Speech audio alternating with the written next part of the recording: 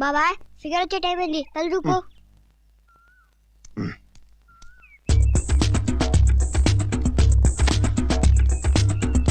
బాబాయ్ ఫిగర్ వచ్చేస్తుంది పడదుకో. బాబాయ్ నేను జంప్ అయిపోతా, నువ్వు నిలబెట్టు.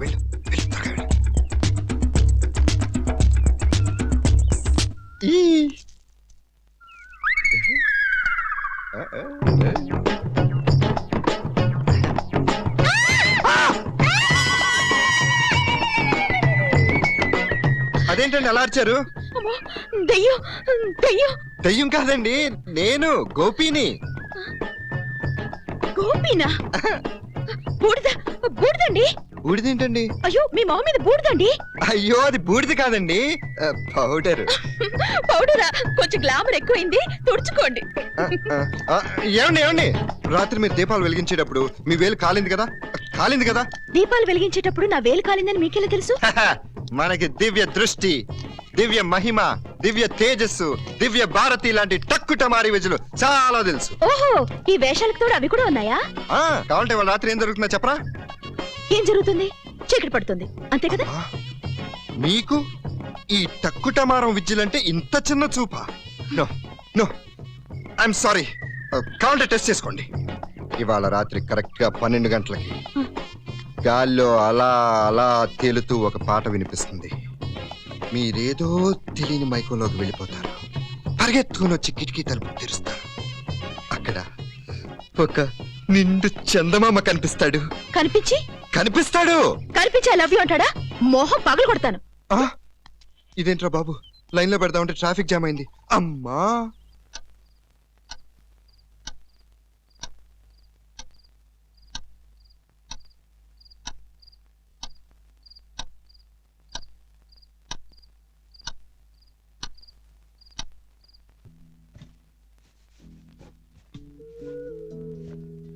నమస్కారం సార్. ఇవిడ మా అక్కయ్య. మాట్లాడక మరి పని ఏమిటో చెప్పమ్మా. ఏం లేదు సార్, ఇవి మా అక్కయ్య చేసిన బొమ్మలు. శిల్పారామం ఎగ్జిబిషన్ మీద స్టాల్ పెడుతున్నా. మాట్లాడక మరి, అర్థమైంది. ఈ బొమ్మలు నేను కొనాలి, అక్కడ పెట్టండి. బొమ్మలు చూసి వాల్యూ లెక్క కట్టి డబ్బిస్తాను. కేవలం బొమ్మలు చూసి కాదు సార్, మా అక్క చేతిలో ఉన్న ఆర్ట్ని చూసి లెక్క కట్టండి. చూడమ్మా, ఆర్ట్ హార్ట్ బిజినెస్ లో పనికిరావు, అంతా క్యాషే. నాకు వచ్చే లాభాన్ని బట్టి మీకు డబ్బిస్తాను. అది కాదు. మాట్లాడక మరి, బొమ్మలు అక్కడ పెట్టమ్మా. నానమ్మ, పండకి నీకు కొత్త చీర, అక్కేలిద్దరికి బట్టలు. నీకొచ్చే కాస్త జీతంలో ఇవన్నీ ఎందుకమ్మా? అయ్యో నానమ్మ, ఇవి నా జీతంతో కొన్నవి కాదు, అక్క చేసిన బొమ్మలు అమ్మితే వచ్చిన డబ్బుతో కొన్నవి. అక్క, ఈ చీర నీకు బాగుంటుంది. బాగుందా? బాగుందా? బాగుందా? బాగుందా?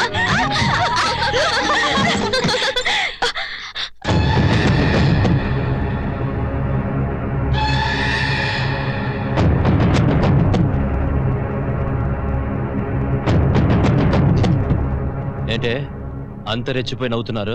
మాకు మిగిలిన సంపద ఇది ఒక్కటే, ఇది కూడా లాక్కుపోడాకొచ్చావా? నాకు డబ్బు కావాలి. లేదు. లేకపోతే ఇవన్నీ ఎక్కడి నుంచి వచ్చాయి? నీకు అనవసరం. అయినా మా షాప్ కి వచ్చి మా ప్రొప్రైటర్ గారి దగ్గర డబ్బులు తీసుకెళ్ళవట కదా? అవును, నా చెల్లెల జీతం నేను తీసుకున్నాను. తప్పేంటే? నువ్వు అవసరాల కోసం నన్ను చెల్లెళ్ళని చెప్పుకున్నా నిన్ను అన్నయ్య అనుకోవడం కూడా నాకు అసహ్యం. ఎందుకురా మమ్మల్ని అలా కాల్చుకు తింటావు? నాకు డబ్బు కావాలి, ఇవ్వండి. మా దగ్గర డబ్బు లేదు. ఉన్నా ఇవ్వం. ఇల్లు ఖాళీ చేయాలని కేసు పెట్టావుగా, ఇప్పుడు మందు కొట్టడానికి డబ్బు ఇవ్వలేదని కేసు పెట్టు. ఏంటే కేసు పెట్టానని అదేదో చేయకూడని పని చేసినట్టు మాట్లాడుతున్నావు? ఈ ఇంటి మీద నాకు మాత్రమే అధికారం ఉంది. గొప్ప సంగీత విద్వాంసుడు, గాయకుడు. వీడు మా అమ్మను వదిలేసి మీ అమ్మను ఉంచుకున్నాడు. ఉంచుకున్న దాని పిల్లలకి ఆస్తి మీద ఏ హక్కు ఉండదు. నోర్మై, ఉంచుకోవటం ఏమిట్రా? మీ అమ్మ మీ నాన్నను రాచి రంపాన పెట్టి నరకమంటే ఏమిటో చూపిస్తే ఆ పరిస్థితుల్లో వీళ్ళమ్మను పెళ్లి చేసుకున్నాడ్రా. ఆ రంకు కథలన్నీ ఇప్పుడెందుకు? నాకు డబ్బులు ఇవ్వ. లేవని చెప్పానుగా. అడ్డమైనవి కొనటానికి డబ్బులుంటాయి కానీ నాకివ్వడానికి లేవా? సరే, నేనే తీసుకుంటాను.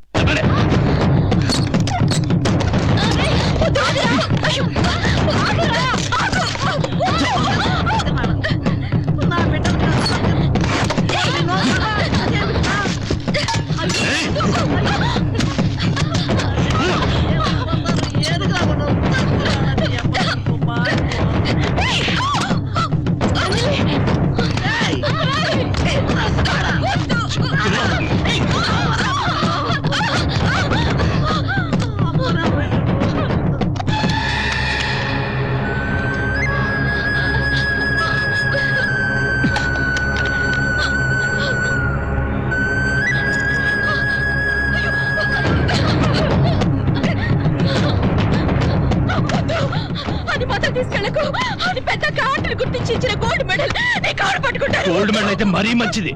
అమ్మితే ఎక్కువ డబ్బు వస్తుంది. తప్పగానే.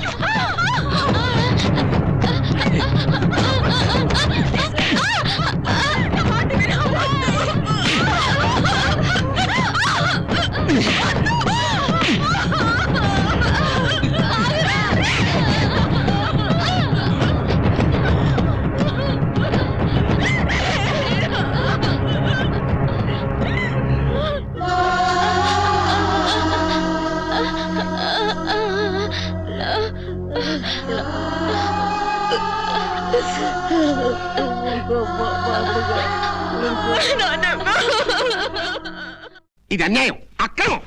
అడ్డడ్డడ్డడ్డడ్డ. ఎంత పని చేశాడు. అమ్మా దెబ్బలేమన్నా తగిలియా? తగిలే ఉంటాయి. ఆడు సామాన్యుడు కాదండి, దుర్మార్గుడు, నికృష్టుడు, దుష్టుడు. ఈ పదాలు చాలవండి, వాడిని ఇంకా తిట్టాలి, తిట్టగలను. అమ్మా మీకోసం ఈత రాకపోయినా నూతులో దూకుతాను, కానీ ఆడుతో మాట్లాడటం మాత్రం నా వల్ల కాదు. అమ్మా కన్న తండ్రిని ఇలా టెన్షన్ పడి చేస్తా ఉంటే చూస్తూ ఉంచకపోతే ఒక గ్లాసులు మంచి తెచ్చిపెట్టచ్చు కదా. ఆడితో మాట్లాడటం అంటే సామాన్యమా అల్లుడు? అలా అంటే ఎలా మావయ్య? ఇంకోలాగా అంటూ డబ్బు పుచ్చుకుని టంపు కొడితే ఆడు నా దెబ్బ పగల కొడతాడు. నువ్వు తప్ప మాకు మగ దిక్కు లేదు. నువ్వు ఇలా మాట్లాడడం న్యాయంగా ఉందా? అంతగా భరించలేకపోతే కొంప ఖాళీ చేసి వేరే ఊరు మొండి. ఇల్లు ఖాళీ చేయం. ఆ ఇంటి మీద నాయనమ్మకి మాకు కూడా హక్కుంది. అబ్బా హక్కుంది. హక్కుల గురించి మాట్లాడేవాళ్ళు ఇట్ట నా గుమ్మం దగ్గర రావడం ఎందుకు? మీ బాధ అయితే మీరు పడనే. అదేమిటయ్యా, ఏదో చిన్నపిల్ల మాట్లాడింది, వదిలే. నీకేం సంబంధం లేనట్టు మాట్లాడతావే. ఎంత కాదనుకున్నా ఆ పిల్లలకు నువ్వు మేనమావు. ఏంటమ్మా మేనమావనా?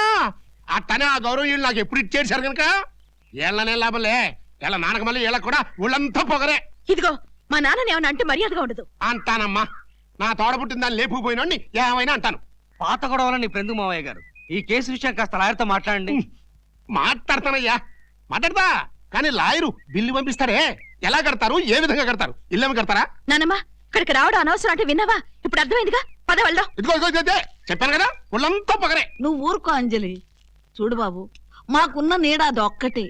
మాకున్న మగదిక్కు నువ్వే. ఇవన్నీ నువ్వు కాకపోతే ఎవరు చూస్తారు? ఆ జ్ఞానం వీళ్ళకు ఉండాలమ్మా.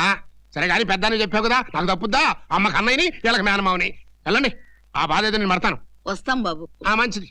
రెడ్డమ్మ పౌరుషాలకు తక్కువలేదు. అంజలి, నిన్న నేను ఊర్లో లేను. ఏంటి మీ ఇంట్లో గొడవ జరిగిందంట? అప్పుడప్పుడు మీ అన్నయ్య వచ్చి గొడవ చేస్తుంటాడా? మా నాన్నగారు చనిపోయిన తర్వాత మొదలైంది. మేము ఇల్లు ఖాళీ చేసే వరకు ఉంటుంది. అదేంటి, మీరు ఇల్లు ఎందుకు ఖాళీ చేయాలి? మా నాన్నగారికి మా అమ్మ రెండో భార్య. మొదటి భార్య గయ్యాళ్ళతనం భరించలేక మా అమ్మని గుళ్ళో పెళ్లి చేసుకున్నారు. కానీ ఊరి వాళ్ళందరి దృష్టిలో మా అమ్మ ఉంచుకున్న దాని కింద లెక్క. నాన్నగారి ఏకైక ఆస్తి మేము ఉంటున్న ఇల్లు. ఆ ఇంట్లో మాకు వాటా లేదని మా నాన్నగారి మొదటి భార్య కొడుకు కేసు పెట్టాడు. అలాగా? అంతేకాదు, ఇలా అప్పుడప్పుడు వచ్చి దౌర్జన్యం చేసి డబ్బు లాక్కుపోతుంటాడు. చివరికి అశ్విని ఆ ఆర్ట్కు వచ్చిన గోల్డ్ మెడల్ కూడా తీసుకెళ్లాడు. ఒంటరి ఆడవాళ్ళం కదా అని అలసు. అంజలి, ఈసారి వస్తే నాతో చెప్పు. మీ మీద ఏగ వాలకుండా నేను చూసుకుంటాను.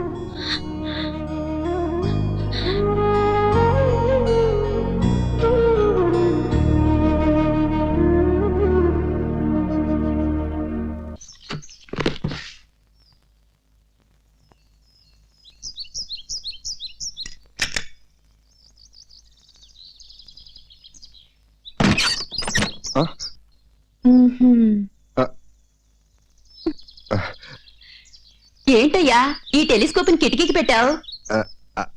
అది నక్షత్రాలు చూడడం కోసం వదినా. ఏం నక్షత్రాల్ని? ఆకాశంలో నక్షత్రాల్లా, ఎదురింట్లో నక్షత్రాల్లా? నాకు కొంత తెలుసు గాని నువ్వు పూర్తిగా చెప్పేస్తే బాగుంటుందేమో. అది